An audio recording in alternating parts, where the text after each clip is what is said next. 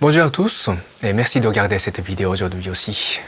Donc voilà, aujourd'hui j'ai une autre question que j'ai reçue de la part d'une membre d'Apicience qui vit en Haïti et qui m'a posé une question assez compliquée qui est la suivante. Pourquoi tous les chefs religieux et les maîtres spirituels parlent de l'amour universel alors que ça reste toujours dans le domaine personnel et théorique, creuse, entre guillemets, c'est-à-dire sans être pleinement impliqué dans le monde des humains. Donc, c'est une vaste question aussi. Mais la réponse me semble plutôt simple. Parce que les maîtres spirituels nous enseignent de l'idéal. L'idéal à poursuivre par les êtres humains. Mais c'est l'idéal parce que sur ce chemin de l'amour universel, on essaie en réalité de nous rapprocher de Dieu le Créateur. Okay? S'il y a un être qui pratique totalement et parfaitement l'amour universel, c'est Dieu. Aucun être humain n'est capable d'aimer tout le monde de manière totalement universelle et impartielle. Ce n'est purement impossible. Donc, les êtres humains devront, s'élever au fur et à mesure de leur entraînement spirituel à leur niveau pour devenir capables de retourner dans le monde à 5 dimensions, à 6 dimensions, à 7 dimensions, à 8 dimensions dans le ciel. Ok? Nous sommes des apprentis éternels dans ce sens-là, précisément. Parce que l'amour absolument idéal n'est pas à la portée de tout le monde, qu'on doit y aspirer pour toujours. Même si parfois on est déçu, face à la réalité cruelle du monde, avec tant de conflits, tant de guerres, tant d'incompréhension, tant de malentendus, tant de violence. Derrière tout ça, il faudra essayer de percevoir l'amour profond du Créateur, du Seigneur El Kantaré, qui a décidé d'initier cette planète, la Terre, comme étant un nouveau terrain d'entraînement spirituel. Il y a eu, par exemple, beaucoup d'immigration interplanétaire, comme on l'a étudié dans le chapitre 1 de la Loi de Soleil, n'est-ce pas? Ce qui me semble une cause profonde de tous les conflits qu'on connaît sur cette planète. Parce qu'il y a des gens d'origine différente. Donc le but de notre Créateur n'est pas d'instaurer simplement un monde paisible, où tout le monde s'entend bien. C'est pas seulement ça. Ce n'est pas seulement pour ça que le Dieu le Créateur a invité beaucoup d'âmes sur cette planète, pour vivre ensemble. Il y a un but plus profond. Ok? Donc, entre la distance qui sépare tous les beaux discours des maîtres spirituels et la réalité du monde qu'on connaît chaque jour, il faudra essayer de percevoir quelque chose. Il faudra comprendre pourquoi une telle difficulté dans ce monde. Et dans cette réflexion, il ne faut jamais oublier que nous sommes essentiellement des êtres spirituels qui vivent dans des mondes dimensionnels au-delà de ce monde tridimensionnel. Il ne faut jamais oublier que ce monde tridimensionnel est une demeure temporaire pour chacun d'entre nous. On vit seulement pour certaines décennies, avec une certaine personnalité dans un corps physique éphémère. Tout ça pour servir une cause plus élevée que notre existence purement terrestre. On ne vit pas pour vivre simplement. On vit pour quelque chose de supérieur à ce monde terrestre. Donc on ne vit pas seulement pour être riche. On ne vit pas ici seulement pour travailler. On ne vit pas seulement pour connaître de tous les désirs qu'on veut dans ce monde. Il y a une cause supérieure à ça. C'est ce qu'on appelle chez Apicience une vision spirituelle de la vie. Donc quand on approfondit cette contemplation, on parvient à saisir quelque chose de beaucoup plus profond. L'amour de Dieu, le Créateur, règne partout en réalité.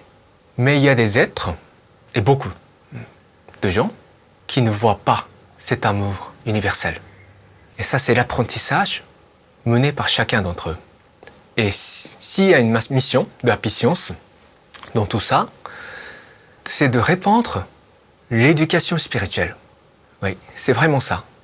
Si je résume en un seul mot, la mission de la Science, c'est répandre l'éducation spirituelle. Éduquer tout le monde de manière spirituelle. Parce que sinon, la paix durable ne s'établira jamais dans ce monde. Sans une compréhension profonde et spirituelle de notre existence terrestre, on n'est jamais à l'abri de tous nos égos, du corps physique en réalité, qui ne sait pas fondamentalement de tous les autres. Parce qu'au niveau de notre corps physique, on est différent. Moi, je suis moi. Et vous, vous êtes vous. On est différents. On est séparés et notre intérêt est différent. C'est évident. Mais c'est seulement lorsqu'on s'éveille au concept spirituel de notre existence que on perçoit ce qui nous relie, vous et moi. Même si on n'a aucun intérêt commun en termes terrestres. Voilà. Donc ça c'est, et donc je suis en train de vous faire part de ma réflexion sur votre vaste question à laquelle personne à part Maître Hirokawa ne sera vraiment capable de donner une réponse très très précise. Donc c'est également un sujet majeur de ma réflexion, je dois avouer ça. Et je fais part de ma petite réflexion. J'espère que ça va vous éclairer sur certains points. Et autre chose à considérer quand on parle de l'amour universel, c'est-à-dire que, quand je contemple la réalité de notre monde, à la lumière de tous les enseignements de Maître Hirokawa que j'ai étudiés jusqu'ici, je me dis que l'amour universel n'est pas le tout non plus. L'amour universel n'est pas tout. Il y a d'autres facteurs à considérer aussi. Comme par exemple, ce qu'on appelle le principe d'auto-responsabilité. Chacun est responsable de leur existence. Et c'est un point qui est souvent négligé quand on réfléchit à l'amour universel. J'espère que vous voyez ce dont je parle. Chacun est responsable de sa propre existence, avant tout. Vous voyez, vous êtes responsable de votre vie.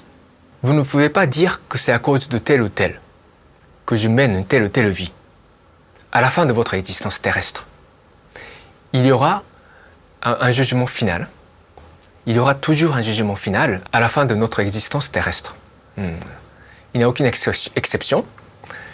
On s'expose à un jugement final où on va nous interroger.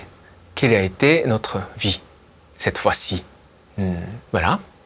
Et si c'était ténébreux, on va dire, c'était pas suffisamment lumineux, vous ne pouvez pas dire que c'est à cause de votre gouvernement, à cause de vos parents, à cause de vos amis, ou à cause de vos collègues. Vous ne pouvez pas dire ça. C'est le résultat de vos choix. Vous voyez?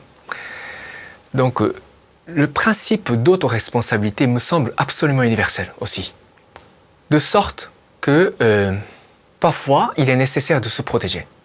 Et aussi, quand on est responsable de notre famille, par exemple, et ça c'est le cas aussi, après être responsable de notre propre vie, on est ensuite responsable de notre famille, notre cercle de la vie.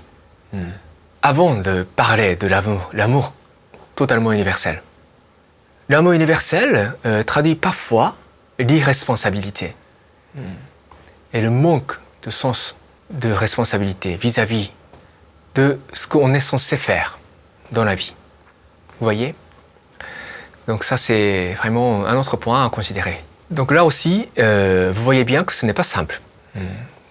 Moi, je n'aime pas donner des réponses simplistes. Je vous donne des points de réflexion. Mais il y a une conclusion simple. Comme je l'ai dit, l'amour du Créateur règne partout. Parce que sinon, rien n'existe. Notre monde, chacune de nos âmes, l'environnement terrestre, rien n'existe s'il n'y a pas d'amour du Créateur. Donc l'amour universel est la vérité et, disons, ultime, que chacun de nous devra mettre du temps pour saisir totalement l'implication. Mais là, encore une fois, c'est noble de se poser cette question. C'est très très noble ce que vous faites. Donc il faudra continuer cette réflexion en progressant dans l'apprentissage de la patience.